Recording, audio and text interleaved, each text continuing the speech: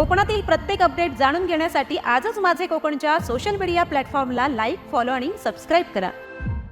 महाड औद्योगिक क्षेत्रातील प्रदूषण, स्थानिक बेरोजगारांचे प्रश्न आणि उद्योगांमध्ये स्थानिक युवकांना रोजगारात प्राधान्य मिळावे या मागण्यांसाठी महाराष्ट्र नवनिर्माण सेनेने महाड MIDC कार्यालयावर धडक मोर्चा काढला।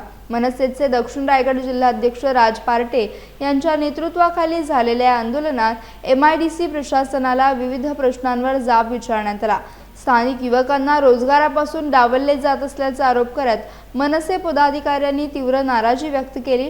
यावेळी प्रशासन ठोस भूमिका घ्यावी आणि प्रलंबित प्रश्नांवर तातडीने कार्यवाही करावी अशी मागणी करण्यात आली।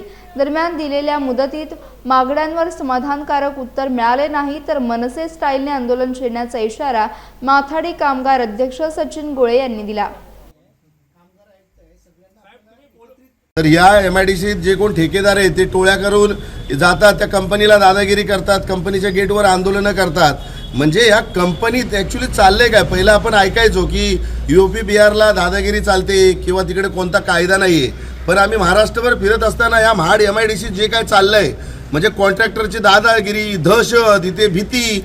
एखाद्या कामगाराला जर कंपनीने सांगितलं की बाबा तुला परमनंट व्हायचं असेल तर वैयक्तिक 1-2 माणसाची नावं घेतली जातात की तुम्ही जाऊन त्यांना भेटा, मग त्यांचा निरोप आल्यावर परमनंट होऊन। अरे पण आज इकडे स्थानिक भूमिपुत्र आहेत, त्यांची मेहनत, त्यांनी 7-7, 8-8 वर्ष जे काही दिले तुमच्या कंपनीला, तर त्यांच्या मेहनतीवरती त्यांना परमनंट कायमस्वरूपी नोकऱ्या मिळू द्या।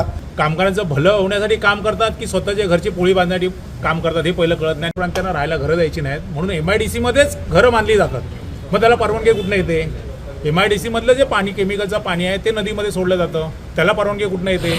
कामगारांना मिनिमम वेजेस दिले जात नाही, PF दिला जात नाही, ESIC दिला जात नाही। ESIC कट होतो, तर ESIC कट झाल्यानंतर कामगारांनी कुठल्या हॉस्पिटलमध्ये जायचं ह्याचं कोणालाही लेणं देणं नाही आहे। ठराविक राजकीय लोक ही MIDC चालवतात, अधिकारी हे त्यांच्या हाताखालचं भावलं आहे।